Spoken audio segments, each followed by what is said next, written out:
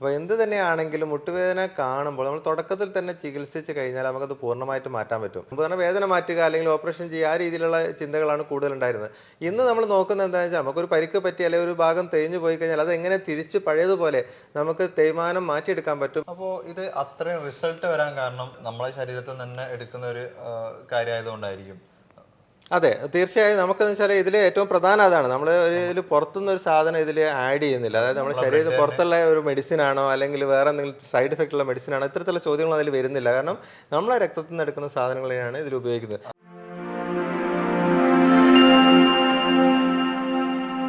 Convo ഹെൽത്തിന്റെ പുതിയൊരു വീഡിയോയിലേക്ക് എല്ലാവർക്കും സ്വാഗതം. ഇന്ന് നമ്മുടെ കൂടെ ഉള്ളത് ഡോക്ടർ നിഷാദ് സാറാണ്. കോട്ടക് സ്പൈൻ ആൻഡ് പെയിൻ കെയറിലെ ചീഫ് പെയിൻ ഫിസിഷ്യനാണ്. നമ്മൾ ഈ ഒരു കാലത്ത് അല്ലെങ്കിൽ ഈ ഒരു സമയത്ത് ഒരുപാട് ആളുകൾ വേദന കൊണ്ട് ബുദ്ധിമുട്ടാറുണ്ട്. അത് നടുവേദന ഉണ്ട്, മുട്ടുവേദന ഉണ്ട്, ഊരവേദന, അങ്ങനെ തുടങ്ങിയിട്ട് ഒരുപാട് വേദനകളോട് എന്താണ് നമ്മളെ കാലം കഴിച്ചുകൂടുക അല്ലെങ്കിൽ നമ്മളെ ജീവിതം തള്ളി നീക്കാൻ തന്നെ പറയുന്ന രൂപത്തിൽ അങ്ങനെ ജീവിക്കുന്ന ഒരുപാട് ആളുകളുണ്ട്. നമ്മൾ ഇന്ന് ഡിസ്കസ് ചെയ്യാൻ പോകുന്നത് മുട്ടുവേദനയും റീജനറേറ്റീവ് തെറാപ്പിയും. അത് ഒരുപാട് ആളുകൾക്ക് വളരെ ഹെൽപ്ഫുള്ളായ ഒരു ട്രീറ്റ്മെൻ്റ് ആണ് റീജനറേറ്റീവ് തെറാപ്പി എന്ന് പറയുന്നത്. അത് നമുക്ക് സാറോട് ഡിസ്കസ് ചെയ്യാം. ഹായ് സാർ, നമുക്ക് പിന്നെ പല ആളുകളും ഇപ്പോൾ ഞാൻ പറഞ്ഞ പോലെ മുട്ടുവേദനയായിട്ട് ഭയങ്കരമായിട്ട് ബുദ്ധിമുട്ടുണ്ട്. നടക്കാൻ പറ്റുന്നില്ല, ഇരിക്കാൻ പറ്റുന്നില്ല, അവരെ പരിപാടികളൊക്കെ മുടങ്ങണം. അതും പ്രായമുള്ള 10-70 വയസ്സുള്ള ആളുകളല്ല, ഒരു 25-30 വയസ്സിന്റെ ചോടെ തന്നെ മുട്ടുവേദന വരെയും ഭയങ്കര ബുദ്ധിമുട്ടാവുക. ഇതിനെ നമുക്ക് കൃത്യമായിട്ടുള്ളൊരു ചികിത്സയിൽ നമുക്ക് ഇതൊരു പൂർണ്ണമായിട്ട് മാറ്റാൻ പറ്റുന്ന ഒരു കാര്യമാണ് ഈ മുട്ടുവേദന എന്ന് പറയുന്നത്. മുട്ടുവേദന മുട്ടുവേദനയ്ക്ക് പലതരത്തിലുള്ള കാരണങ്ങളുണ്ട്. അപ്പോൾ മുട്ടുവേദന നമുക്ക് തേയ്മാനത്തിൻ്റെ ഭാഗം, എല്ലാ മുട്ടുവേദനയും തേയ്മാനമല്ല.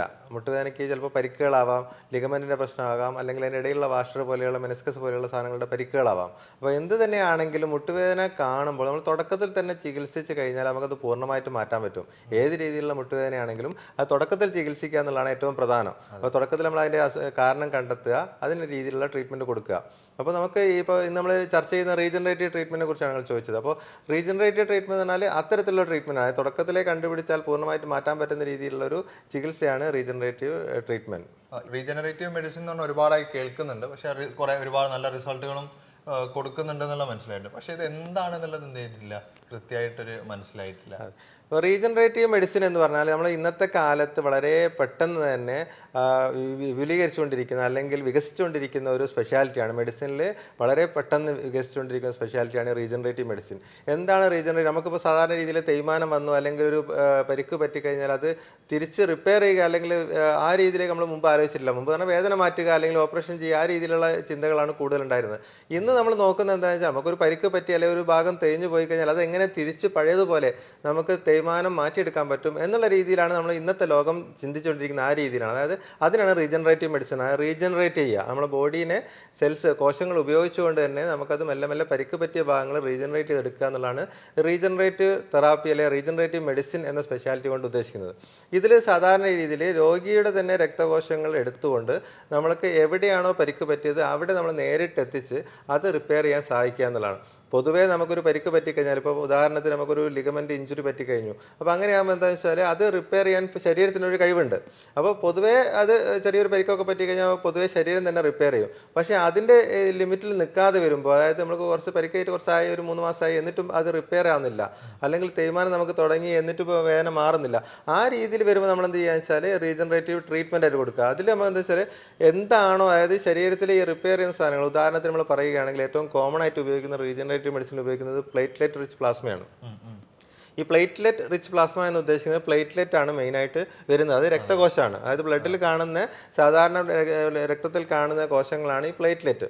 പ്ലേറ്റ്ലെറ്റിൻ്റെ പ്രത്യേകത എന്ന് വെച്ചാൽ പ്ലേറ്റ്ലെറ്റിനുള്ളിൽ നിറച്ച് ഒരുപാട് ഗ്രോത്ത് ഫാക്ടേഴ്സ് ഉണ്ട്. ഗ്രോത്ത് ഫാക്ടേഴ്സ് എന്ന് പറഞ്ഞാൽ വളർച്ചാ ഘടകങ്ങൾ. നമ്മുടെ ശരീരത്തിലെ പല ഭാഗങ്ങൾ, പല കോശങ്ങളെയും, അതായത് അത് ടെൻഡൻ്റെ ആവാം, മസിൽസിൻ്റെതാവാം, എല്ലിൻ്റെതാവാം, അതുപോലെയുള്ള കോശങ്ങളെല്ലാം പുനരുജ്ജീവിപ്പിക്കാൻ കഴിയുന്ന രീതിയിലുള്ള ഘടകങ്ങളാണ് ഈ വളർച്ചാ ഘടകങ്ങൾ അല്ലെങ്കിൽ ഗ്രോത്ത് ഫാക്ടേഴ്സ് എന്ന് പറയുന്നത്. ഇത് മുഴുവനായിട്ട് നിൽക്കുന്നത് ഈ പ്ലേറ്റ്ലെറ്റിൻ്റെ ഉള്ളിലാണ്. അപ്പോൾ നമ്മൾ ഈ പ്ലേറ്റ്ലെറ്റ് മാത്രമായിട്ട് ഈ ബ്ലഡിൽ നിന്ന് പ്ലേറ്റ്ലെറ്റ് മാത്രമായിട്ട് നമ്മൾ സെപ്പറേറ്റ് ചെയ്തെടുക്കുകയാണ്. പ്രത്യേക മെഷീൻ ഉപയോഗിച്ചിട്ട് അത് മാത്രം സെപ്പറേറ്റ് ചെയ്തിട്ട് എടുക്കുന്നത്. അതിനാണ് പ്ലേറ്റ്ലെറ്റ് റിച്ച് പ്ലാസ്മ എന്ന് പറയുന്നത്. അതാണ് അതിൻ്റെ ഷോർട്ട് ഫോം ആണ് PRP. അപ്പോൾ PRP എന്ന് പറഞ്ഞാൽ പ്ലേറ്റ്ലെറ്റ് റിച്ച് പ്ലാസ്മയാണ്. അപ്പോൾ അതിലാവുമ്പോൾ നമ്മൾ ഈ വളർച്ചാ ഘടകങ്ങളെല്ലാം ഉണ്ടാവും. അത് നേരിട്ട് ആ പ്രശ്നമുള്ള ഭാഗത്ത് കൊടുക്കുക. അപ്പോൾ നിങ്ങൾ മുട്ടിൻ്റെ കാര്യത്തിൽ പറയുകയാണെങ്കിൽ മുട്ടിൻ്റെ ലിഗമെൻ്റ് ആണ് പ്രശ്നങ്ങൾ. മുട്ടിൻ്റെ ലിഗമെൻ്റ് പരിക്കുള്ള ഭാഗത്ത് നേരിട്ട് ഇഞ്ചക്ഷനായിട്ട് കൊടുക്കുക. അതല്ലെങ്കിൽ നമ്മൾ ഈ തേയ്മാനാണ് പറയുന്നത്. തേയ്മാനം എന്ന് പറയുന്നത് മുട്ടിൻ്റെ എല്ലിൻ്റെ ഭാഗത്തുള്ള തരുണാസ്ഥി, അതായത് നമ്മൾ കാർട്ടിലേജ് എന്ന് പറയും. ആ കാർട്ടിലേജ് ദ്രവിച്ചു പോകുന്നതിനാണ് തേയ്മാനം എന്ന് പറയുന്നത്. അപ്പോൾ ആ ദ്രവിച്ചു പോയ ഭാഗം, തുടക്കത്തിൽ ആ ദ്രവിച്ചു പോയ ഭാഗമാണെങ്കിൽ നമ്മൾ നേരിട്ട് എന്ത് ചെയ്യുക, ആ ഭാഗത്ത് തന്നെ ഈ PRP കൊടുക്കുക. അപ്പോൾ എന്താ സംഭവിക്കുക, ശരീരം അവിടെ മറ്റുള്ള ഭാഗങ്ങളിൽ നിന്നെല്ലാം സ്റ്റെം സെൽസ് എന്ന് പറയും, അതായത് ശരീരത്തിൽ റിപ്പയർ ചെയ്യുന്ന സെൽസിനാണ് സ്റ്റെം സെൽസ് എന്ന് പറയുന്നത്. ഈ സ്റ്റെം സെൽസിനെല്ലാം അങ്ങോട്ട് ഇൻവൈറ്റ് ചെയ്യും. ഈ വളർച്ചാ ഘടകങ്ങൾ അവിടെ എത്തിക്കഴിഞ്ഞാൽ അവ എല്ലാം കൂടി അവിടെ എത്തിക്കഴിഞ്ഞാൽ അവിടെ ആ ഒരു പരിക്ക് റിപ്പയർ ചെയ്യാനുള്ള പ്രവർത്തനം തുടങ്ങും. അങ്ങനെയുള്ള ആ ഒരു പരിക്ക് മാറ്റിയെടുക്കുന്ന ഒരു രീതിയിലുള്ള ട്രീറ്റ്മെൻറ്റാണ് ഈ റീജനറേറ്റീവ് ട്രീറ്റ്മെൻറ്റ് എന്ന് പറയുന്നത്. അതുകൊണ്ടാണ്. ഓക്കെ. അപ്പോൾ ഇത് അത്രയും റിസൾട്ട് വരാൻ കാരണം നമ്മളെ ശരീരത്തിൽ തന്നെ എടുക്കുന്ന ഒരു കാര്യമായതുകൊണ്ടായിരിക്കും. അതെ, തീർച്ചയായും. നമുക്കെന്ന് വെച്ചാൽ ഇതിൽ ഏറ്റവും പ്രധാനം അതാണ്, നമ്മൾ ഇതിൽ പുറത്തുനിന്ന് ഒരു സാധനം ഇതിൽ ആഡ് ചെയ്യുന്നില്ല. അതായത് നമ്മുടെ ശരീരത്തിൽ പുറത്തുള്ള ഒരു മെഡിസിൻ ആണോ അല്ലെങ്കിൽ വേറെ എന്തെങ്കിലും സൈഡ് എഫക്റ്റ് ഉള്ള മെഡിസിൻ ആണോ, ഇത്തരത്തിലുള്ള ചോദ്യങ്ങൾ അതിൽ വരുന്നില്ല. കാരണം നമ്മളെ രക്തത്തിൽ നിന്ന് എടുക്കുന്ന സാധനങ്ങളെയാണ് ഇതിൽ ഉപയോഗിക്കുന്നത്. റീജനറേറ്റീവ് മെഡിസിൻ ഇത് മാത്രമല്ല, സ്റ്റെം സെൽ തെറാപ്പി ഉണ്ട്. സ്റ്റെം സെൽസ് നേരിട്ട് എടുത്ത് ചെയ്യുന്ന ട്രീറ്റ്മെന്റ് ഉണ്ട്. നമ്മൾ ബോൺ മാരോയിൽ നിന്നോ അല്ലെങ്കിൽ അഡിപ്പോസ് ടിഷ്യൂവിൽ നിന്നെല്ലാം ഈ സ്റ്റെം സെൽസ് എടുത്ത് നേരിട്ട് ചെയ്യുന്നതും റീജനറേറ്റീവ് മെഡിസിനാണ്. അപ്പോൾ റീജനറേറ്റീവ് മെഡിസിനിൽ പല രീതിയിലുള്ള ട്രീറ്റ്മെന്റ് അതിൽ ഒന്ന് PRP ആണ്, രണ്ടാമത്തെ സ്റ്റെം സെൽസ് ആണ്. അപ്പോൾ ഞാനിപ്പോൾ പറഞ്ഞുകൊണ്ടിരിക്കുന്നത് PRP ട്രീറ്റ്മെന്റ് ആണെങ്കിലും സ്റ്റെം സെൽസ് ആണെങ്കിൽ രണ്ടിന്റെയും പ്രവർത്തനം എന്താണെന്ന് വെച്ചാൽ ഒരേ രീതിയിലാണ്. അതായത് സ്റ്റെം സെൽസിന്റെ പ്രവർത്തനം കാരണം ഏത് കോശങ്ങളാണോ നശിച്ചു പോയിട്ടുള്ളത് അതിനെ പുനരുജ്ജീവിപ്പിക്കുക. നമ്മളിപ്പോൾ ഒരു ചെടി നശിച്ചു പോയാൽ അതിനെ കട്ട് ചെയ്തതിന് വേറെ രീതിയിൽ ഇംപ്ലാന്റ് ചെയ്തത് വളർത്തിക്കൊണ്ടുവരുന്ന രീതിയിൽ നമ്മൾ ഈ എവിടെയാണോ പരിക്ക് പറ്റി അവിടെ നല്ല പുനർജീവിപ്പിക്കുക എന്നുള്ള രീതിയിലുള്ള ഒരു ട്രീറ്റ്മെന്റ് ആണ് റീജനറേറ്റീവ് മെഡിസിനിൽ വരുന്നത്. സ്റ്റെം സെൽ തെറാപ്പി എന്ന് പറയുമ്പോൾ കുറച്ചും കൂടി കുറച്ചുകൂടി അഡ്വാൻസ്ഡ് ആയിരിക്കും, കുറച്ചുകൂടി കോസ്റ്റ്ലി ആയിരിക്കും. അപ്പോൾ ഇത് കുറച്ചുകൂടി നമുക്ക് അഫോർഡബിൾ ആയിരിക്കും. അതായത് ഈ PRP എന്ന് പറയുമ്പോൾ നമുക്ക് എല്ലാവർക്കും സാധാരണ ജനങ്ങൾക്ക് അഫോർഡബിൾ ആയിട്ടുള്ള ട്രീറ്റ്മെന്റ് ആണ്. ഈ സ്റ്റെം സെൽ തെറാപ്പി എന്ന് പറയുമ്പോൾ കുറച്ചുകൂടി കോസ്റ്റ്ലി ആയിട്ടുള്ള ട്രീറ്റ്മെന്റ് ആണ്. എല്ലാവർക്കും അഫോർഡബിൾ ആയിക്കൊള്ളുന്നില്ല. ഇല്ല, അതായത് കുറച്ച് പിന്നെ കമ്പാരിറ്റീവ്ലി എന്തായിരിക്കും കുറച്ചുകൂടി ടൈം ടേക്കിംഗ് ആയിരിക്കും. അതെ, എല്ലാം ചാൻസ് ഉണ്ട്. അപ്പോൾ സാറിപ്പോൾ പറഞ്ഞു വരുന്നത് വെച്ചാൽ നമുക്ക് റീജനറേറ്റീവ് തെറാപ്പിയിലൂടെ നമുക്ക് മുട്ടുവേദന തുടക്കത്തിലെ ചികിത്സ ചെയ്യുകയാണെങ്കിൽ നല്ല ഈസി ആയിട്ട് പെട്ടെന്ന് തന്നെ പൂർണ്ണമായിട്ടും നമ്മൾ ആ ഒരു ബാക്ക് സ്റ്റേജിലേക്ക് കൊണ്ടുവരാൻ പറ്റും എന്നുള്ളതാണ്. പക്ഷേ ഇതിന് വയസ്സോ അല്ലെങ്കിൽ അങ്ങനെ എന്തെങ്കിലും ക്രൈറ്റീരിയാസ് എന്തൊക്കെയാണ്? അപ്പോൾ ഇത് ആർക്ക് ചെയ്യാമെന്നുള്ളതാണ് ചോദ്യം. എന്ന് വെച്ചാൽ നമ്മൾ ഈ മുട്ട തേയ്മാനത്തിൽ ആർക്കൊക്കെ PRP ചെയ്താൽ ബെനിഫിറ്റ് ഉണ്ടാവും എന്നുള്ളതാണ്. അപ്പോൾ നമുക്കത് തീരുമാനിക്കുന്നത് പ്രായത്തിൻ്റെ അടിസ്ഥാനത്തിലല്ല. സാധാരണ ഏത് തരത്തിലുള്ള റിപ്പയർ ആണെങ്കിലും എപ്പോഴും യങ് ആയിട്ടുള്ള ഏജിൽ ചെയ്യുമ്പോൾ എപ്പോഴും റിസൾട്ട് നല്ലതായിരിക്കും. നമ്മൾ പ്രായം വെച്ച് നോക്കുമ്പോൾ പ്രായം കൂടുന്നതിനനുസരിച്ച് നമ്മുടെ ശരീരത്തിൻ്റെ റിപ്പയർ കപ്പാസിറ്റി കുറയും. അപ്പോൾ ആ ഒരു രീതിയിലുള്ളൊരു വ്യത്യാസം ഉണ്ടാവും. പക്ഷേ അതിനേക്കാൾ കൂടുതൽ നമ്മൾ മുട്ടിൻ്റെ തേയ്മാനത്തിന് ചികിത്സ എടുക്കുമ്പോൾ അതിൽ ഏറ്റവും പ്രധാനം എന്ന് വെച്ചാൽ അതിൻ്റെ ഏത് സ്റ്റേജിലാണ് തേയ്മാനം എന്നുള്ളതാണ്. നേരത്തെ പറഞ്ഞതാണ് ഏർലി സ്റ്റേജിൽ ചെയ്യുകയാണെങ്കിൽ നമുക്ക് നല്ല റിസൾട്ട് കിട്ടുമെന്ന് പറഞ്ഞാൽ അതുകൊണ്ടാണ്. അതായത് നമ്മൾ മുട്ട തേയ്മാനം നിന്നിട്ടുള്ള ഒരു എക്സ്റേ എടുത്തു കഴിഞ്ഞാൽ നമുക്ക് ഗ്രേഡിങ് ചെയ്യാൻ പറ്റും. ഗ്രേഡ് 1, 2, 3, 4 എന്ന് പറഞ്ഞിട്ട് ഗ്രേഡ് ഉണ്ട്. അപ്പോൾ ഒന്നാമത്തെ ഗ്രേഡ് സ്റ്റാർട്ടിംഗ് സ്റ്റേജ് ആണ്, 1ഉം 2ഉം ഒക്കെ സ്റ്റാർട്ടിംഗ് സ്റ്റേജ് ആണ്. ഈ ഒരു സ്റ്റേജിലാണെങ്കിൽ അത് പൂർണ്ണമായിട്ട് മാറും. നമ്മൾ PRP എടുത്തു കഴിഞ്ഞാൽ സാധാരണ പഠനങ്ങൾ കാണിക്കുന്ന ഏറ്റവും നല്ല റിസൾട്ട് കാണിക്കുന്നത് ഈ ഒന്നാമത്തെ രണ്ടാമത്തെ സ്റ്റേജിലാണെങ്കിൽ പൂർണ്ണമായിട്ട് തന്നെ മാറ്റിയെടുക്കാൻ പറ്റുന്ന ഒരു അവസ്ഥയാണ്. പഠനങ്ങളെല്ലാം ഇപ്പോൾ പൂർണ്ണമായിട്ട് പറയുകയാണെങ്കിൽ എവിഡൻസ് വെച്ച് പറയുകയാണെങ്കിൽ, എവിഡൻസ് എന്ന് പറഞ്ഞാൽ നമ്മൾ എത്രത്തോളം ഈ ചികിത്സ ഫലപ്രദമാണെന്ന് ചെക്ക് ചെയ്യുന്ന സംഭവമാണ് ഈ എവിഡൻസ്. എവിഡൻസ് വെച്ച് പറയുകയാണെങ്കിൽ ഇപ്പോൾ അപ്കമിങ് ആണെന്ന് പറയാൻ പറ്റുള്ളൂ. കാരണം വെച്ചാൽ ഇത് ചികിത്സ തുടങ്ങിയിട്ട് അധിക കാലമായിട്ടില്ല. അപ്പോൾ അതിൻ്റെ പഠനങ്ങളൊക്കെ വന്നുകൊണ്ടിരിക്കുന്നത്. അപ്പോൾ ഇപ്പോൾ പുതുതായിട്ട് വന്ന 2021, 2022 വരുന്ന പഠനങ്ങളെല്ലാം പോസിറ്റീവായിട്ടാണ് വരുന്നത്. തുടക്കത്തിലുള്ള സ്റ്റേജ് 1, 2 ആണെങ്കിൽ നമുക്ക് പൂർണ്ണമായിട്ട് തന്നെ മാറ്റിയെടുക്കാൻ പറ്റും. അപ്പോൾ സ്റ്റേജ് 3 ആകുമ്പോൾ നമുക്ക് കുറച്ച് 50-50, അതായത് മിക്ക ആൾക്കാർക്കും റിസൾട്ട് ഉണ്ടാവും. പക്ഷേ പൂർണ്ണമായിട്ട് ആയിക്കൊള്ളുന്നില്ല, പഴയ രീതിയിൽ ആയിക്കൊള്ളുന്ന നിർബന്ധമില്ല. പക്ഷേ എങ്കിലും ഓപ്പറേഷൻ ഇല്ലാതെ നമുക്കതൊരു നല്ല റിസൾട്ട് കൊടുക്കാൻ പറ്റും. സ്റ്റേജ് 4 എന്ന് പറയുന്നത് ബോൺ ആൻഡ് ബോൺ, അതായത് എല്ല് തമ്മിൽ മുട്ടി നിൽക്കുന്ന ഒരു അവസ്ഥയാണ്. അത്തരത്തിലുള്ള സ്റ്റേജിൽ PRPക്ക് വലിയൊരു റോളില്ല. അത് PRP ചെയ്തുകൊണ്ട് നമുക്ക് പൂർണ്ണമായിട്ട്, കാരണം ഓൾറെഡി കംപ്ലീറ്റ് നശിച്ചു പോയിട്ടുണ്ടെങ്കിൽ അത് തിരിച്ച് വരാനുള്ള ഒരു ടിഷ്യൂ അവിടെ ഇല്ലാത്തിട്ടുള്ള നമുക്കത് റിസൾട്ട് കിട്ടില്ല. അപ്പോൾ മെയിനായിട്ട് നമ്മൾ ഉദ്ദേശിക്കുന്നത് 1 മുതൽ 3 വരെയുള്ള സ്റ്റേജിലാണ് ഏറ്റവും കൂടുതൽ ഇതിന് റിസൾട്ട് ഉണ്ടാകുന്നത്. അതുപോലെ തന്നെയാണ് ലിഗമെന്റിന്റെയും മറ്റുള്ള പരിക്കുകൾ. അപ്പോൾ അതിൽ കംപ്ലീറ്റ് വിട്ടുപോയ ലിഗമെന്റ്സ് ഒരിക്കലും PRPയിൽ നമുക്ക് റിപ്പയർ ചെയ്യാൻ പറ്റില്ല. ഒരു ലിഗമെന്റ് പരിക്ക് പറ്റി അതിൻ്റെ കണക്ഷൻ തന്നെ വിട്ടുപോയി അകന്നു പോയതാണെങ്കിൽ അത് ഒരിക്കലും തിരിച്ച് ജോയിൻ ചെയ്യില്ല. നേരെ മറിച്ച് നമുക്ക് പാർഷ്യൽ ടയർ എന്ന് പറയും, അത് പകുതി പൊട്ടിക്കിടക്കുന്ന ലിഗമെന്റ്സിൽ നമ്മൾ നേരിട്ട് അവിടെ PRP കൊടുക്കുകയാണെങ്കിൽ അത് നമുക്ക് പൂർണ്ണമായിട്ട് റിപ്പയർ ചെയ്യാൻ പറ്റും. ഓക്കെ. അപ്പോൾ സാർ ഇതിൻ്റെ സൈഡ് എഫക്ട്സ് ഒന്നും ഇല്ല എന്ന് പറഞ്ഞു, എന്നാലും ഒരു കൺഫർമേഷന് വേണ്ടി ചോദിക്കുകയാണ്, ഇതിന് എന്തെങ്കിലും സൈഡ് എഫക്ട്സ് ഉണ്ടോ? അതിൻ്റെ ഇടയിൽ ഒരു കാര്യം സൂചിപ്പിക്കുകയാണ്, നിങ്ങൾക്ക് നിഷാ സാറെ കൺസൾട്ടേഷനോ കാര്യങ്ങളോ ആവശ്യമുണ്ടെങ്കിൽ താഴെ കാണുന്ന നമ്പറിൽ കോൺടാക്ട് ചെയ്യാവുന്നതാണ്. നിങ്ങൾ കൃത്യമായിട്ടുള്ള ബാക്കി കാര്യങ്ങൾ ഡീറ്റെയിൽസ് ഒക്കെ നിങ്ങൾ താഴെ കാണുന്ന നമ്പറിൽ കോൺടാക്ട് ചെയ്താൽ കിട്ടുന്നതാണ്. നമുക്ക് ഏതായാലും സാറെ ബാക്കി കാര്യങ്ങൾ എടുക്കാം. ഈ പറഞ്ഞ അപ്പോൾ നിങ്ങൾ ചോദിച്ചതെന്ന് വെച്ചാൽ എന്തെങ്കിലും സൈഡ് എഫക്ട്സ് ഉണ്ടോ എന്നുള്ളതാണ്. നമുക്ക് ഈ PRP അല്ലെങ്കിൽ റീജനറേറ്റീവ് മെഡിസിനിൽ പറയുമ്പോൾ നമ്മൾ ഏറ്റവും പ്രധാനമായിട്ട് ഹൈലൈറ്റ് ചെയ്യുന്ന, അപ്പോൾ ഏതൊരു ആളോട് ചോദിക്കുമ്പോൾ ഹൈലൈറ്റ് ചെയ്യുന്ന ഒരു പ്രധാനപ്പെട്ട പോയിന്റ് എന്ന് വെച്ചാൽ അത് സ്വന്തം രക്തകോശങ്ങൾ ഉപയോഗിച്ച് ചെയ്യുന്ന ട്രീറ്റ്മെന്റ് ആണ്. അപ്പോൾ നമ്മൾ എക്സ്റ്റേണലി വേറെ ഒന്നും അതിൽ ആഡ് ചെയ്യാത്തതുകൊണ്ട് സൈഡ് എഫക്ട്സ് ഇല്ല എന്ന് തന്നെ പറയാം. അത് ആ രീതിയിലുള്ള അത് പാർശ്വഫലങ്ങളായിട്ടില്ല. പക്ഷേ ഇഞ്ചക്ഷൻ ചെയ്യുമ്പോൾ കുറച്ച് കാര്യങ്ങളുണ്ടാവും. അതായത് നമ്മൾ PRP മറ്റുള്ള ഒരു ചികിത്സാ രീതി വെച്ച് നോക്കുമ്പോൾ നമുക്ക് പെട്ടെന്ന് ഫാസ്റ്റ് ആയിട്ട് റിസൾട്ട് കിട്ടുന്ന ഒരു ട്രീറ്റ്മെന്റ് അല്ല. അത് നമ്മളിപ്പോൾ ഒരു ഇഞ്ചക്ഷൻ മുട്ടിന് വേദനയും നീരും വന്നു നേരിട്ടൊരു ഇഞ്ചക്ഷൻ സ്റ്റീറോയിഡ് ഇഞ്ചക്ഷൻ കൊടുത്തു, അപ്പോൾ പെട്ടെന്ന് വേദന മാറി. അപ്പോൾ അതാണ് അതിൻ്റെ ഒരു റിസൾട്ട്. അപ്പോൾ ഇമീഡിയറ്റ് ആയിട്ട് രോഗിക്ക് കാണാൻ പറ്റും ആ വേദന മാറിയല്ലോ. പക്ഷേ PRP ആ രീതിയിലല്ല. കാരണം വെച്ചാൽ ഇവിടെ റീജനറേറ്റീവ് മെഡിസിനിലെ പ്രധാനപ്പെട്ട ഘടകം വെച്ചാൽ നമ്മൾ റിപ്പയർ ചെയ്യാണ്. അപ്പോൾ റിപ്പയർ ചെയ്യാൻ അതിൻ്റെതായിട്ടുള്ള കാലതാമസം എടുക്കും. നമ്മൾ ട്രീറ്റ്മെൻറ്റ് എടുത്ത് മെല്ലെ മെല്ലെ അത് റിപ്പയർ ആയിട്ട് വരണം.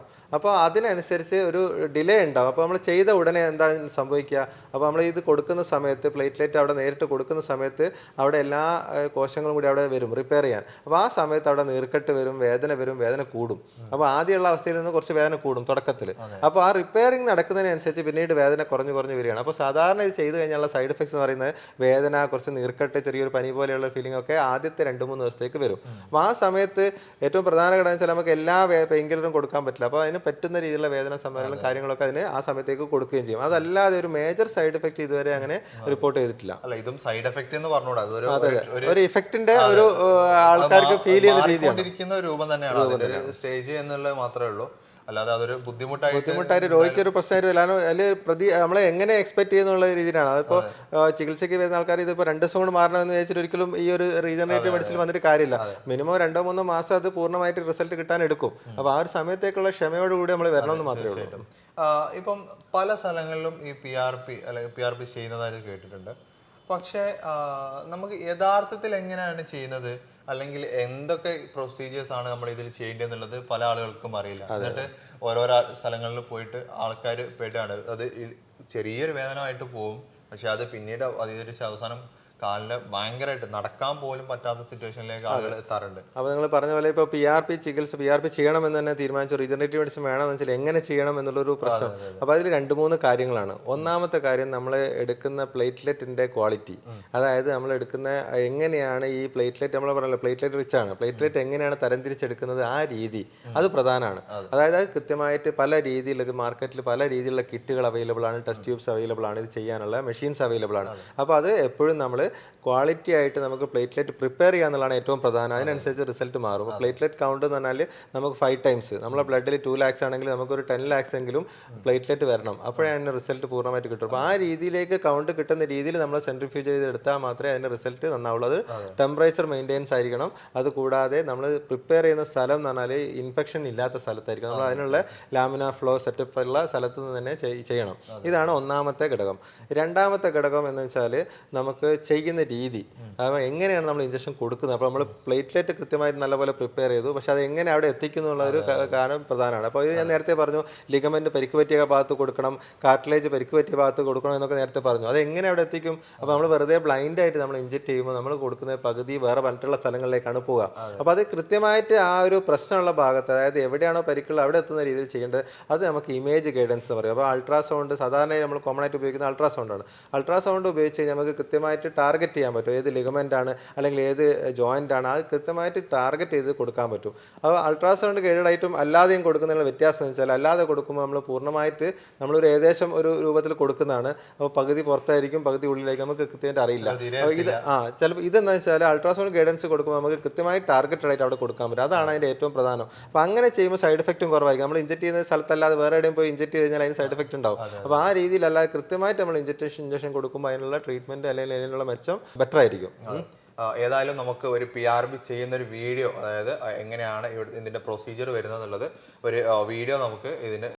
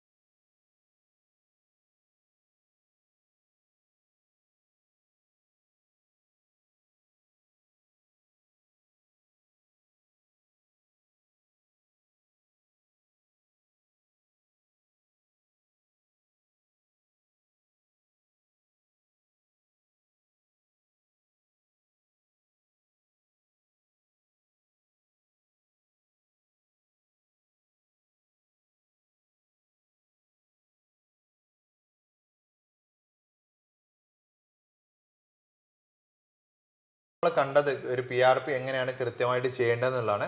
അപ്പോൾ നിങ്ങൾക്ക് ഇതിലോ കാര്യങ്ങളോ എന്തെങ്കിലും സംശയങ്ങളോ കാര്യങ്ങളോ ഒക്കെ ഉണ്ടെങ്കിൽ നിങ്ങൾ താഴെ കാണുന്ന നമ്പറിൽ കോൺടാക്ട് ചെയ്യാവുന്നതാണ്. അതുപോലെ ഡോക്ടർ നിഷാദ് സാറെ ബുക്ക് ചെയ്യണമെങ്കിലും നിങ്ങൾക്ക് ഏത് തരം വേദന ആണെങ്കിലും, കാൽമുട്ട് വേദന അല്ലെ ഊരവേദന അങ്ങനെ തുടങ്ങിയുള്ള ഏത് തരം വേദനകൾ ഉണ്ടെങ്കിൽ ആളുകളാണെങ്കിലും താഴെ കാണുന്ന നമ്പറിൽ കോൺടാക്ട് ചെയ്യുക. സാറ് അത് നിങ്ങൾ കൃത്യമായിട്ട് അതിന് എങ്ങനെയാണ് വേണ്ടത് എന്നുള്ളത് സാറ് കൃത്യമായിട്ട് പറഞ്ഞു തരുന്നതാണ്. നമുക്ക് ഏതായാലും നമുക്ക് 1-2 ചോദ്യം കൂടി ചോദിക്കാനുണ്ട്. അതായത് ഈ റീജനറേറ്റീവ് തെറാപ്പി അല്ലെങ്കിൽ PRP ചെയ്യുന്ന ആളുകൾ എന്തൊക്കെയാണ് ശ്രദ്ധിക്കേണ്ടത്? അതായത് PRP ചെയ്യുന്നതിന് മുമ്പ് എന്താണ് ചെയ്യേണ്ടത്, അല്ലെങ്കിൽ PRP ചെയ്തതിന് ശേഷം എന്തൊക്കെയാണ് ചെയ്യേണ്ടത്? ആ വിഷയങ്ങൾ നമുക്ക് നേരത്തെ പറഞ്ഞു ഏത് സ്റ്റേജിലാണ് നമ്മൾ PRP ചെയ്യേണ്ടതെന്ന് നമ്മൾ നേരത്തെ ഡിസ്കസ് ചെയ്തതാണ്. അപ്പോൾ അത് ചെയ്യാൻ വരുന്ന ആളുകൾ ശ്രദ്ധിക്കേണ്ട കാര്യങ്ങൾ എന്തൊക്കെയാണെന്ന് നോക്കേണ്ടതാണ് ഒന്നാമത്തെ വെച്ചാൽ ഇവർ വേദന സംഹാരികൾ കഴിച്ചുകൊണ്ടിരിക്കും. അതായത് NSAIDs എന്ന് പറഞ്ഞ നമ്മൾ വേദനയും നീർക്കെട്ടും കുറയുന്ന രീതിയിലുള്ള മെഡിസിൻ കഴിക്കുന്ന സമയത്ത് PRP ചെയ്യാൻ പറ്റില്ല. രണ്ടാമത്തത് സ്റ്റീറോയിഡ് അടങ്ങിയ മരുന്നുകൾ കഴിക്കുന്നുണ്ട്. ഇപ്പോൾ സ്ഥിരമായിട്ട് സ്റ്റീറോയിഡ് മരുന്ന് കഴിക്കുന്ന ആൾക്കാർക്കും PRP ചെയ്താൽ ഫലപ്രദമാവില്ല. സ്റ്റീറോയിഡ് ഇതിനെ ബ്ലോക്ക് ചെയ്യും. അപ്പോൾ അതിൻ്റെ ഇഫക്റ്റ് ഉണ്ടാവില്ല. അപ്പോൾ ഇത് രണ്ടും നിങ്ങൾ കഴിക്കുന്നുണ്ടോ എന്നുള്ളത്, അല്ലെങ്കിൽ കഴിക്കുന്നുണ്ടെങ്കിൽ തന്നെ സ്റ്റീറോയിഡ് കഴിക്കുന്ന ആൾക്കാർ 2 ആഴ്ച മുന്നേ സ്റ്റോപ്പ് ചെയ്യണം. ഈ വേദന സംഹാരികൾ അല്ലെങ്കിൽ ക്ലോപ്പിഡോഗ്, ലെക്കോസ്പ്രിൻ പോലെയുള്ള മെഡിസിൻ കഴിക്കുന്നവർ 2 ദിവസം മുന്നേ, അതായത് 48 മണിക്കൂർ മുന്നേ സ്റ്റോപ്പ് ചെയ്യണം. എന്നിട്ട് ചെയ്ത് കഴിഞ്ഞിട്ട് എക്കോസ്പ്രിൻ കഴിക്കുന്ന ആൾക്കാരാണെങ്കിൽ 2 ദിവസം കഴിഞ്ഞിട്ട് അവർക്ക് സ്റ്റാർട്ട് ചെയ്യാവുന്നതാണ്. സാധാരണ 2 ദിവസം മുന്നേ നിർത്തി പ്രൊസീജിയർ കഴിഞ്ഞ് 2 ദിവസം കഴിഞ്ഞിട്ട് അവർക്ക് സ്റ്റാർട്ട് ചെയ്യാം. അതല്ലാത്ത ആളുകൾ പെയിൻ കില്ലർ ആയിട്ടുള്ള മെഡിസിൻസ് ഒരിക്കലും ഈ PRP ചെയ്യുന്ന പീരീഡിൽ ഉപയോഗിക്കാൻ പാടില്ല. സ്റ്റീറോയിഡ് അല്ലെങ്കിൽ പെയിൻ കില്ലർ. കാരണം വെച്ചാൽ അത് ഈ PRPയുടെ പ്രവർത്തനം ബ്ലോക്ക് ചെയ്യും. അപ്പോൾ വേദന എങ്ങനെ സഹിക്കണമെന്നുള്ളൊരു ചോദ്യം ഉണ്ടാവും. അപ്പോൾ നമ്മൾ ഇത് എടുക്കാൻ പറ്റില്ല, പെയിൻ കില്ലർ എടുക്കാൻ പറ്റില്ല, വേദന ഉണ്ടാവില്ല. അപ്പോൾ വേദന മാറ്റാൻ വേണ്ടി നമുക്ക് പാരസെറ്റമോൾ അല്ലെങ്കിൽ ട്രമഡോൾ പോലെ നീർക്കെട്ട് പോകാത്ത രീതിയിലുള്ള വേദനയുടെ മെഡിസിൻസ് ഉണ്ടാവും. അപ്പോൾ ആ രീതിയിലുള്ള മെഡിസിൻസ് നമ്മൾ കൊടുക്കും. അപ്പോൾ ആദ്യത്തെ 5 ദിവസത്തേക്ക് വേദന കുറയാനുള്ള മെഡിസിനും കാര്യങ്ങളൊക്കെ അതിൻ്റെ കൂടുതൽ കൊടുക്കും. അപ്പോൾ അതാണ് ഒരു കാര്യം. പിന്നെ പറഞ്ഞാൽ നമ്മൾ പെയിൻ ഉള്ള ഭാഗത്ത് ഇപ്പോൾ ചെയ്ത് കഴിഞ്ഞാൽ ചിലപ്പോൾ കുറച്ച് വേദന നീർക്കെട്ടോ ഞാൻ നേരത്തെ പറഞ്ഞാൽ, അപ്പോൾ ആ ഭാഗത്ത് നമുക്ക് ഐസ് വെച്ച് കൊടുക്കാവുന്നതാണ്. അപ്പോൾ ഐസ് വെച്ച് കൊടുത്തു കഴിഞ്ഞാൽ വേദനയും കാര്യങ്ങളൊക്കെ നല്ലപോലെ കുറയും. ആ ഐസ് വെക്കുക, ഞാൻ കൊടുത്തിട്ടുള്ള വേദന സമയങ്ങളിൽ കഴിക്കുക. അപ്പോൾ എന്നിട്ട് കുറച്ച് ദിവസം റെസ്റ്റ് കൊടുക്കണം. 4-5 ദിവസത്തേക്ക് റെസ്റ്റ് വേണ്ടി വരും. കാരണം പെയിനും കാര്യങ്ങളൊക്കെ 3-4 ദിവസത്തേക്ക് കൂടുന്നു പറഞ്ഞില്ല. അപ്പോൾ 3-4 ദിവസത്തേക്ക് റെസ്റ്റ് കൊടുത്തു കഴിഞ്ഞാൽ ബുദ്ധിമുട്ടുണ്ടാവില്ല.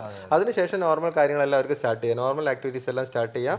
ഒരു 1-2 ആഴ്ച കഴിഞ്ഞ് കഴിഞ്ഞാൽ എക്സസൈസും കാര്യങ്ങളും അതും സ്റ്റാർട്ട് ചെയ്യാൻ പറ്റും. അതൊക്കെ പഠിപ്പിച്ചു കൊടുക്കുന്നതാണ്. തീർച്ചയായിട്ടും നമുക്ക് ഈ കാര്യങ്ങളൊക്കെ ശ്രദ്ധിച്ചാൽ PRPയിൽ നല്ല റിസൾട്ട് കിട്ടുകയും ചെയ്യും. നമ്മളെ മുട്ടുവേദന മാത്രമല്ല, അതിനിടയിൽ വേറെ എന്തൊക്കെ ചികിത്സകൾ നമ്മൾ ഈ PRP ഉപയോഗിക്കാൻ പറ്റും? അതായത് റീജനറേറ്റീവ് മെഡിസിൻ ഇപ്പോൾ മുട്ടുവേദനയ്ക്ക് വേണ്ടി മാത്രമുള്ള ഒരു ട്രീറ്റ്മെന്റ് അല്ല. റീജനറേറ്റീവ് ഏറ്റവും കോമൺ ആയിട്ട് നമ്മൾ വരുന്ന ഒരു അസുഖം മുട്ടുവേദനയാണെന്ന് പറയാം. പക്ഷേ അത് ഞാൻ നേരത്തെ പറഞ്ഞ പോലെ റീജനറേറ്റീവ് ആണ്. അതായത് നമ്മൾ എവിടെയാണോ പരിക്കുള്ളത് അവിടെ റിപ്പയർ ചെയ്യാന്നുള്ളതാണ് ഉദ്ദേശിക്കുന്നത്. അപ്പോൾ നേരത്തെ പറഞ്ഞ പോലെ ലിഗമെന്റ്സ് പരിക്കുകൾ പറ്റുകയാണ്. അപ്പോൾ ഷോൾഡറിന്റെ ലിഗമെന്റ്സിന് പരിക്ക് പറ്റുക, അല്ലെങ്കിൽ നമുക്ക് കാലിൻ്റെ അടിയിൽ എവിടെയെങ്കിലും ലിഗമെന്റ്സിന് പരിക്ക് പറ്റുക, അത്തരത്തിലുള്ള കാര്യങ്ങൾക്കെല്ലാം നമുക്ക് ഇതേ ചികിത്സ നമുക്ക് ഉപയോഗിക്കാവുന്നതാണ്. അതുകൂടാതെ ജോയിൻറ്റ്സ് ഏതാണെങ്കിലും, അത് മുട്ട് മാത്രമല്ല, മറ്റുള്ള ഈ ഹിപ്പ് ജോയിന്റ് ആണെങ്കിലും ഷോൾഡർ ജോയിന്റ് ആണെങ്കിലും മറ്റുള്ള ജോയിന്റിന് എല്ലാ തേയ്മാനത്തിനും നമുക്ക് ഈ PRP ട്രീറ്റ്മെന്റ്, അത് ഏത് സ്റ്റേജ് ആണെന്നുള്ള, തുടക്കത്തിലാണെങ്കിൽ പൂർണ്ണമായിട്ട് ഞാൻ നേരത്തെ പറഞ്ഞ നല്ല റിസൾട്ട് ഉണ്ടാവും. ആ സ്റ്റേജിനനുസരിച്ചാണ്, അത് ഏത് തേയ്മാനാണെങ്കിലും അങ്ങനെയാണ്. അതുകൂടാതെ നമുക്ക് ചില ടെൻഡിനോപ്പതീസ് ഉണ്ട്. അതായത് നമ്മൾ ടെന്നീസ് എൽബോ കോമൺ ആയിട്ട് കേൾക്കുന്നതാണ്. ടെന്നീസ് എൽബോയ്ക്ക് PRP ചികിത്സ ഏറ്റവും കൂടുതൽ പഠനങ്ങൾ വന്നിട്ടുള്ള ടെന്നീസ് എൽബോയിലാണ്. ഏറ്റവും കൂടുതൽ നല്ല റിസൾട്ട് കിട്ടുന്നത് ടെന്നീസ് എൽബോ. അതുപോലെ തന്നെ പ്ലാന്റാ ഫേഷ്യേറ്റിസ്, അതായത് കാലിൻ്റെ ഉപ്പൂറ്റി വേദന, അതുപോലെയുള്ള അസുഖങ്ങൾക്ക് നമ്മൾ ഓവർ യൂസ് ചെയ്തുകൊണ്ടുണ്ടാകുന്ന ടെൻഡൻ്റെയും അതിലെ ലിഗമെൻസിൻ്റെയും പെയിനെല്ലാം നമുക്ക് PRP ചികിത്സ ഫലപ്രദമാണ്. അത് പല ആളുകളും ഈ മുട്ടുവേദന മാറില്ല, അല്ലെങ്കിൽ തുടക്കത്തിലെ ഒന്ന് തീരെ ശ്രദ്ധിക്കാതിരുന്നിട്ടാണ് അവസാനത്തെ സാറ് പറഞ്ഞ പോലെ ഈ സ്റ്റേജ് 4 എത്തിപ്പോകുന്നത്. അപ്പം അവർ കൃത്യമായിട്ട് അതൊന്ന് മുട്ടുവേദന വരികയാണെങ്കിൽ അതിന് കൃത്യമായിട്ടുള്ള ചികിത്സ നടത്തുക. നമ്മുടെ വീട്ടിൽ നിന്ന് ബാമോ കാര്യങ്ങളോ പരട്ടി അഡ്ജസ്റ്റ് ചെയ്യാതെ കൃത്യമായിട്ട് അതിനുള്ള ചികിത്സ കാര്യങ്ങളൊക്കെ നടത്തിയാൽ തുടക്കത്തിലെ നമുക്ക് പിന്നീട് ഒരു ബുദ്ധിമുട്ടും വരാത്ത രൂപത്തിൽ നമുക്ക് എന്ത് ചെയ്യാൻ പറ്റും, നമുക്ക് ഈ ഒരു മുട്ടുവേദന മാറ്റിയെടുക്കാൻ പറ്റുന്നതാണ്. അത് PRP മാത്രമായിരിക്കില്ല, ഏത് ചികിത്സ ആണെങ്കിലും തുടക്കത്തിൽ PRP തന്നെ ആവശ്യം വരില്ല. ചെറിയ ചികിത്സയിലൂടെ തന്നെ നമുക്ക് ഈ വേദനകളൊക്കെ, ഈ തേയ്മാനത്തിൻ്റെ ഒക്കെ പ്രശ്നം വെച്ചാൽ മുട്ടിൻ്റെ തേയ്മാനാണെങ്കിൽ സ്റ്റാർട്ടിങ് ചിലപ്പോൾ സ്റ്റെപ്പ് കയറുമ്പോൾ മാത്രമേ പെയിൻ ഉണ്ടാവുള്ളൂ, അല്ലെങ്കിൽ സ്റ്റെപ്പ് ഇറങ്ങുമ്പോൾ മാത്രമേ. അപ്പോൾ നമ്മൾ എന്ത് ചെയ്യാൻ വെച്ചാൽ എന്തെങ്കിലും പെയിൻ കില്ലർ എടുത്ത് കഴിക്കും. പെയിൻ കില്ലർ പെട്ടെന്ന് മാറും. അപ്പോൾ തുടക്കത്തിലുള്ള സ്റ്റേജ് ഏത് ട്രീറ്റ്മെൻറ്റ് എടുത്താലും വേദന കുറയുന്നതുകൊണ്ട് നമ്മളത് നെഗ്ലക്ട് ചെയ്ത് അങ്ങനെ പോകും. അപ്പോൾ കുറച്ച് കഴിഞ്ഞ് തീരെ ഇരിക്കാനും നിൽക്കാൻ പറ്റാത്ത അവസ്ഥയിലാണ് ഇതിനെക്കുറിച്ച് ആലോചിക്കുക. അപ്പോഴത്തേക്കും സ്റ്റേജ് 4 എത്തിയിട്ടുണ്ടാവും. അതാണ് സാധാരണ കാണുന്നത്. അപ്പോൾ നേരത്തെ നമ്മളത് ട്രീറ്റ് ചെയ്യുക, അതിൻ്റെ എക്സസൈസും കാര്യങ്ങളൊക്കെ നേരത്തെ സ്റ്റാർട്ട് ചെയ്താൽ തന്നെ ഒരുപാട് എക്സസൈസിൽ തന്നെ ഒരുപാട് മാറ്റങ്ങൾ ഉണ്ടാക്കാൻ പറ്റും തുടക്കത്തിലാകുമ്പോൾ. അപ്പോൾ അതിന് കൃത്യമായിട്ട് ചികിത്സ ചെയ്യുക. നമ്മൾ ഈ PRP ചെയ്യുന്ന പല ആളുകൾക്കും PRP ചെയ്യാൻ അല്ലെങ്കിൽ റീജനറേറ്റീവ് ട്രീറ്റ്മെൻറ്റ് ചെയ്യാൻ ആഗ്രഹം ഉണ്ടാവും. പക്ഷേ അവരൊക്കെ പേടിക്കുന്ന ഒരു കാര്യം എന്ന് വെച്ചാൽ ഇതിൻ്റെ പ്രൈസിങ് അല്ലെങ്കിൽ ഇതിൻ്റെ കോസ്റ്റാണ്. ഇത് പിന്നെ സാധാരണക്കാർക്ക് താങ്ങോ അല്ലെങ്കിൽ വലിയ പേയ്മെന്റ് വരുന്നതാണോ, എങ്ങനെയാണ്? നമ്മൾ ഈ പ്ലേറ്റ്ലെറ്റ് റിച്ച് പ്ലാസ്മ എന്ന് പറഞ്ഞാൽ നമ്മൾ സാധാരണ രീതിയിൽ ട്രീറ്റ്മെൻറ്റ് കോസ്റ്റ് വൈസ് നോക്കുമ്പോൾ വളരെ നമുക്ക് അഫോർഡബിൾ ആയിട്ടുള്ള ഒരു കോസ്റ്റിൽ ചെയ്യാൻ പറ്റുന്ന ട്രീറ്റ്മെൻറ്റ്. ഞാൻ നേരത്തെ പറഞ്ഞു ഈ സ്റ്റെം സെൽ തെറാപ്പിനെ കമ്പയർ ചെയ്ത് വെച്ച് നോക്കുമ്പോൾ പ്ലേറ്റ്ലെറ്റ് വളരെ കോസ്റ്റ് കുറവാണ്. അതിൽ തന്നെ ഒരുപാട് കിറ്റുകളുണ്ട്, കൊമേഴ്ഷ്യൽ കിറ്റുകളുണ്ട്. നമ്മൾ അതിനനുസരിച്ച് റേറ്റിൽ വ്യത്യാസം ഉണ്ടാവും. ചില കൊമേഴ്ഷ്യൽ കിറ്റ് ഭയങ്കര ഹൈ കോസ്റ്റിൽ കൊടുക്കുന്നുണ്ടാവും. പക്ഷേ നമ്മൾ സാധാരണ നമ്മൾ തന്നെ പ്രിപ്പയർ ചെയ്യുന്ന രീതിയിൽ PRP പ്രിപ്പയർ ചെയ്യുകയാണെങ്കിൽ നമുക്ക് ആ കോസ്റ്റ് വളരെ കുറയ്ക്കാൻ പറ്റും. അപ്പോൾ രോഗികൾക്ക് വലിയ കുഴപ്പമില്ലാതെ വലിയൊരു കോസ്റ്റ് ഇല്ലാതെ നമുക്ക് ചെയ്തു കൊടുക്കാൻ പറ്റും. മറ്റൊരു പ്രത്യേകത എന്ന് വെച്ചാൽ ഇതിന് അഡ്മിഷൻ ആവശ്യമില്ല. PRP treatment day care procedure. അപ്പോൾ രാവിലെ വന്നിട്ട് ഒരു 2-3 മണിക്കൂർ കൊണ്ട് നമുക്ക് ചെയ്തിട്ട് വീട്ടിൽ പോകാൻ പറ്റുന്ന രീതിയിലുള്ള പ്രൊസീജിയർ. അപ്പോൾ അതിന് ഹോസ്പിറ്റലിൽ കിടക്കുകയോ അല്ലെങ്കിൽ അഡ്മിഷൻ്റെ അതിനൊന്നും ആവശ്യമില്ല. അപ്പോൾ ആ രീതിയിൽ നമുക്ക് കോസ്റ്റ് ഒന്നും വരുന്നില്ല. അപ്പോൾ നമ്മൾ മൊത്തത്തിൽ ഒരുപാട് ട്രീറ്റ്മെൻറ്റും കാര്യങ്ങളൊക്കെ ചെയ്ത് പൈസ കളയുന്ന വെച്ച് നോക്കുമ്പോൾ ഇതിൻ്റെ കോസ്റ്റ് വളരെ തുച്ഛമായിട്ടുള്ള കോസ്റ്റിൽ നമുക്ക് ചെയ്യാൻ പറ്റും. നമ്മളിപ്പോൾ റീജനറേറ്റീവ് ട്രീറ്റ്മെന്റിനെ കുറിച്ച് ഡീറ്റെയിൽ ആയിട്ട് സാറ് സംസാരിച്ചു തന്നിട്ടുണ്ട്. നമ്മളെ ഏത് അസുഖമാണെങ്കിലും, അസുഖം മാത്രമല്ല നമ്മളെ വേദനകളൊക്കെ നമ്മൾ തുടക്കത്തിലേ ഒന്ന് ട്രീറ്റ് ചെയ്യുകയാണെങ്കിൽ അത് ഈസി ആയിട്ട് മാറ്റിയെടുക്കാവുന്നതാണ്. നമ്മൾ എത്ര പ്രായമുള്ള ആളുകളാണെങ്കിലും നമുക്കതൊരു യങ് ആയിട്ട് തന്നെ നമ്മളെ ശരീരം കൊണ്ട് നടക്കാൻ പറ്റും. അതിന് വേണ്ടതെന്ന് വെച്ചാൽ വേദനകൾ വരുന്ന സമയത്തോ അല്ലെങ്കിൽ ലക്ഷണങ്ങൾ കാണിക്കുന്ന സമയത്ത് വേണ്ട രീതിയിലുള്ള ചികിത്സ എടുക്കുക എന്നുള്ളതല്ല, വേണ്ട രീതിയിലുള്ള ഒരു ചികിത്സ എടുത്താൽ നമുക്കത് ഈസി ആയിട്ട് മാറ്റിയെടുക്കാവുന്നതാണ്. പിന്നെ ഡോക്ടർ നിഷാദ് സാറെ കൺസൾട്ടേഷന് വേണമെങ്കിൽ നിങ്ങൾ താഴെ കാണുന്ന നമ്പറിൽ ബുക്ക് ചെയ്യാവുന്നതാണ്. കൃത്യമായിട്ടുള്ള കാര്യങ്ങളൊക്കെ നിങ്ങൾക്ക് ഈ നമ്പറിൽ കോൺടാക്ട് ചെയ്താൽ കിട്ടും. നമുക്ക് ഏതായാലും ഈ ഒരു വീഡിയോ ഇവിടെ വൈൻഡപ്പ് ചെയ്യാം. ഇത്രയും നേരം നമുക്ക് ഈ ഒരു ഇൻഫർമേഷൻ തന്ന ഡോക്ടർ നിഷാദ് സാറിന് താങ്ക് യു പറഞ്ഞുകൊണ്ട് നമുക്ക് ഇവിടെ നിർത്താം. മറ്റൊരു ഹെൽത്ത് ടോപ്പിക്കുമായി നമുക്ക് വീണ്ടും കാണാം. Thank you.